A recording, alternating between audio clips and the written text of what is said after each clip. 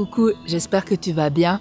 Aujourd'hui, je vais te parler de l'ibis falcinelle. C'est un oiseau que j'ai pu filmer dans le midi de la France il y a 2 semaines. Et depuis quelques années, il peut être observé en Camargue et il a même commencé à s'y reproduire.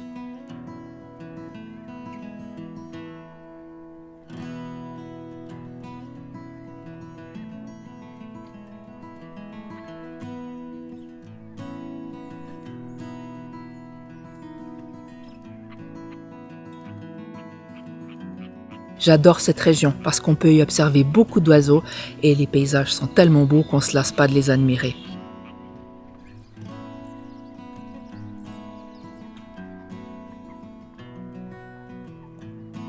Mais la Camargue n'est pas une vaste étendue de terre et d'eau dans laquelle on peut circuler et marcher librement. Elle est très morcelée. Barbelés pour les enclos des chevaux et des taureaux, roubines et canaux un peu partout qui limitent l'accès à de nombreux endroits et réserve intégrale interdite d'accès pour préserver la nature.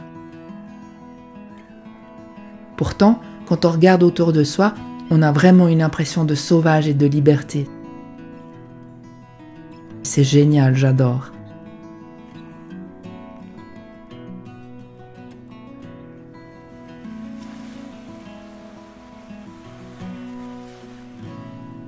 Ici, bon nombre de chevaux ont la vie dure en haute saison lorsqu'ils doivent subir sur leur dos des touristes qui ne savent pas monter et qui leur esquintent la bouche. Ça me fait vraiment mal au cœur. Heureusement, le restant de l'année, la majorité des équidés de cette région vit en semi-liberté et ça, c'est rare et magnifique à contempler.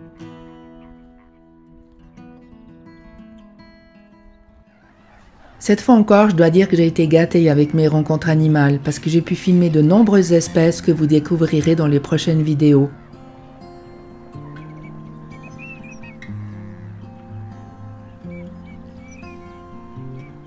Mais bon, revenons à notre oiseau du jour, l'ibis falcinelle, un magnifique échassier qui m'a tout de suite séduite.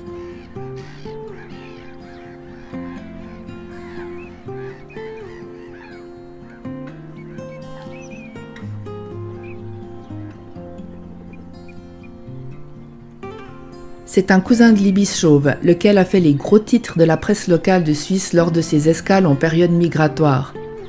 Il faut dire que sa drôle de tête et sa présence dans notre pays ont suscité beaucoup d'intérêt de la part des ornithos et surtout des paparazzis des espèces rares. Mieux doté par la nature niveau beauté, l'ibis falcinelle est une pure merveille dont le plumage couleur rouille se pare de nuances et de reflets verts et gris métallisés sous les rayons du soleil. Et surtout en période nuptiale, comme c'était le cas lors de mon séjour.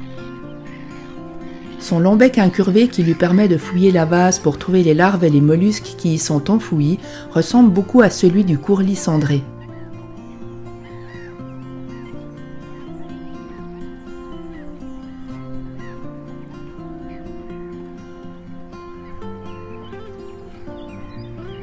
Son menu est très varié et il ne dédaigne pas non plus quelques batraciens ou insectes trouvés au bord de l'eau ou dans les prairies inondées.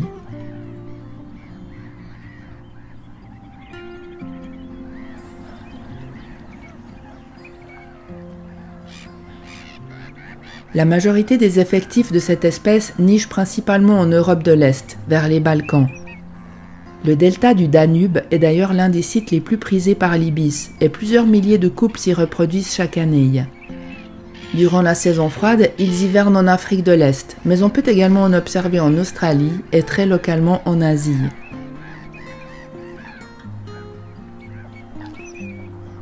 Pourtant, comme tant d'autres, l'espèce est en grave déclin. En cause, la disparition des zones humides, les pollutions et évidemment le braconnage. Son biotope est constitué de lacs, d'étangs et de marais, alors pas étonnant qu'il se plaise en Camargue.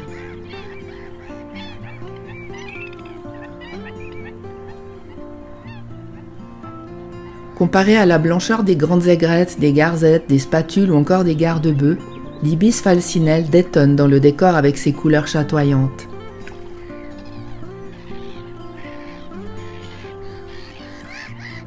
Ici, on voit bien la différence de plumage entre un jeune immature à gauche devant et l'adulte à droite nettement plus flamboyant. De taille légèrement plus petite que le héron cendré, Il mesure tout de même presque 1 mètre d'envergure lorsqu'il a les ailes déployées.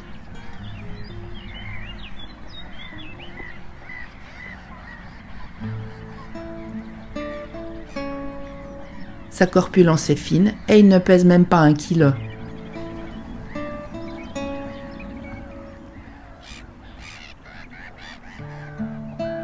Ses grandes pattes d'échassier sont faites pour marcher dans la vase et sont parfaitement adaptées au milieu aquatique, tout en lui permettant de s'agripper aux branches des arbres sur lesquels il se pose durant la période de repos.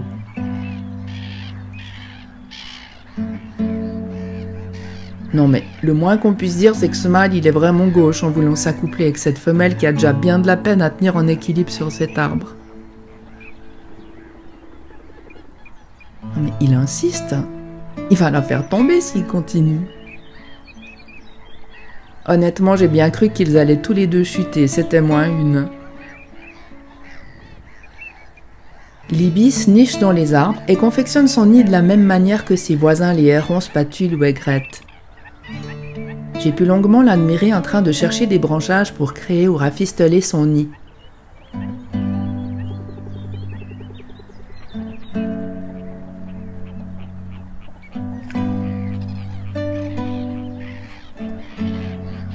Leurs petits quitteront le giron environ 6 semaines après leur naissance. Pour terminer cette splendide journée, je me suis installée devant quelques troncs en espérant que l'ibis falcinelle viendrait s'y poser. L'heure dorée commençait tout juste. Non seulement il l'a fait, mais il y est resté un long moment, me faisant profiter d'une longue séance de toilettage et d'un numéro d'équilibriste lors de sa quête de recherche de matériaux pour son nid. Du coup, j'ai profité de faire tourner ma caméra au ralenti et voici le résultat.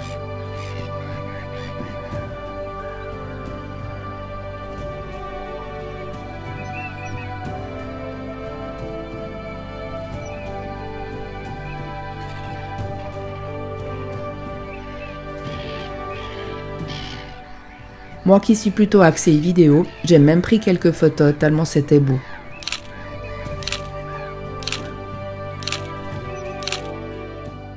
J'ai profité de mon séjour dans le Midi pour revoir Marine et faire le point sur la situation du centre de soins pour oiseaux et petits mammifères sauvages dont elle s'occupe avec beaucoup de bienveillance. Pour les nouveaux abonnés sur ma chaîne, j'ai réalisé un reportage en 2022 sur son travail et je te mets le lien dans la description. Grâce aux dons qu'elle a reçus, elle a pu réparer les anciennes volières, en acquérir des nouvelles et ainsi pu sauver encore plus d'animaux. Lors de ma visite, elle m'a transmis une jolie vidéo du retour à la vie sauvage d'un caneton orphelin qu'elle a réussi à faire adopter par une canne avec des petits. On entend le rescapé appeler ses congénères et on voit la petite famille s'approcher de lui. Quand elle le pose sur l'eau, il fonce droit vers sa nouvelle maman, laquelle l'accueille sans problème.